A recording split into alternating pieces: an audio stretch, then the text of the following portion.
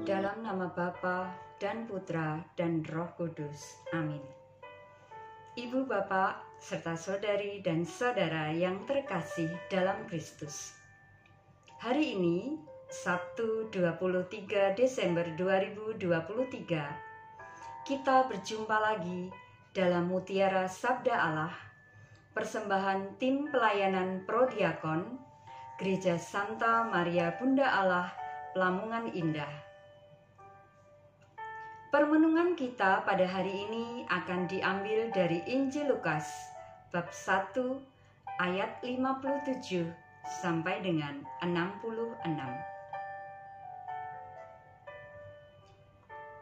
Genaplah bulannya bagi Elisabet untuk bersalin, dan ia melahirkan seorang anak laki-laki. Ketika para tetangga serta sanak saudaranya mendengar bahwa Tuhan telah menunjukkan rahmat-Nya yang begitu besar kepada Elisabet, bersukacitalah mereka bersama-sama dengan dia.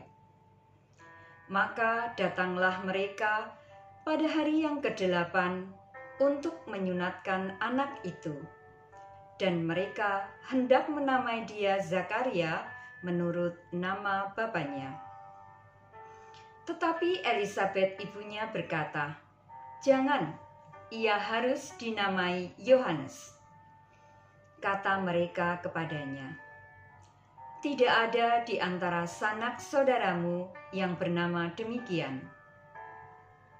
Lalu mereka memberi isyarat kepada bapaknya untuk bertanya nama apa yang hendak diberikannya kepada anak itu. Zakaria meminta batu tulis, lalu menuliskan kata-kata ini. Namanya adalah Yohanes. Dan mereka pun heran semuanya. Dan seketika itu juga terbukalah mulut Zakaria dan terlepaslah ikatan lidahnya. Lalu ia berkata-kata dan memuji Allah. Maka ketakutanlah semua orang yang tinggal di sekitarnya, dan segala peristiwa itu menjadi buah tutur di seluruh pegunungan Yudea. Semua orang yang mendengarkannya, merenungkannya, dan berkata, "Menjadi apakah anak ini nanti? Sebab tangan Tuhan menyertai dia." Demikianlah Injil Tuhan. Terpujilah Kristus. Ibu dan bapak serta saudari dan saudara yang terkasih dalam Kristus. Ada beberapa poin permenungan yang kita dapatkan dari sabda Tuhan yang baru saja kita dengarkan bersama. Yang pertama, peristiwa kelahiran Yohanes Pembaptis hendaknya menjadi bukti bagi kita bahwa Tuhan senantiasa mendengarkan doa dan harapan setiap orang yang dengan penuh iman percaya akan kasih dan penyelenggaraannya. Karena seperti kita ketahui bersama, Elisabet yang sudah dinyatakan mandul ternyata mengandung dan melahirkan Yohanes pada usianya yang sudah lanjut. Ini menjadi bukti bagi kita bahwa tidak ada yang tidak mungkin bagi Tuhan.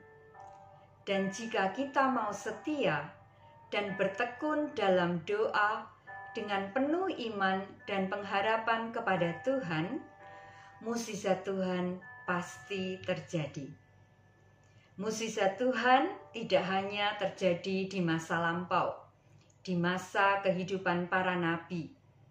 Di hari ini pun mukjizat Tuhan dapat terjadi, asalkan ada iman yang sungguh akan Tuhan yang maha baik dan maha kuasa.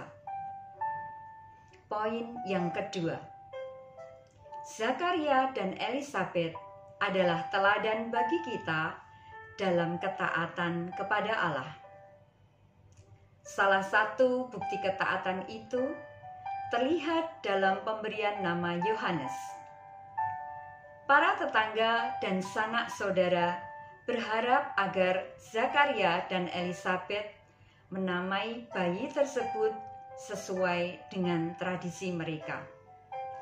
Namun Elisabet dan Zakaria dengan tegas menyatakan dan memutuskan bahwa nama bayi tersebut adalah Yohanes, sesuai dengan perintah Tuhan melalui malaikat yang disampaikan kepada Zakaria. Elisabet dan Zakaria berani menentang tradisi dan usul dari banyak orang demi ketaatannya kepada Tuhan.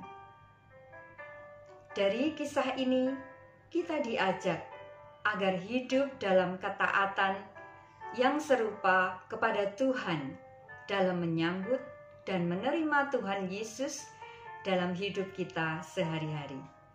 Kita diajak untuk mendahulukan dan mengutamakan kehendak Tuhan di atas kehendak kita sendiri dan segala kepentingan lainnya. Poin yang ketiga, ketika seorang anak lahir, keluarga dan sanak saudara serta kerabat dari anak tersebut tentu diliputi harapan akan masa depan yang baik bagi anak itu dan berkat yang akan dibawanya bagi orang-orang di sekitarnya, terutama bagi keluarga dan orang-orang terdekatnya. Keluarga maupun kerabat Zakaria pun memiliki harapan yang sama atas kelahiran Yohanes, sehingga semua orang berkata, "Menjadi apakah anak ini nanti? Sebab tangan Tuhan menyertai dia." Ibu dan bapak serta saudari dan saudara yang terkasih dalam Kristus, melalui seorang anak, termasuk anak-anak kita, Allah hendak mencurahkan rahmat-Nya bagi kita. Namun perlu kita sadari pula bahwa rahmat dan berkat Tuhan tersebut mesti disertai dengan tanggung jawab dari kita untuk memelihara dan menghasilkan buah berlimpah. Melalui sabdanya hari ini, Tuhan memanggil keluarga kita masing-masing untuk menyediakan ruang tumbuh kembang yang sehat bagi anak-anak kita. Tidak hanya secara jasmani, melainkan secara rohani, moral, dan kepribadian.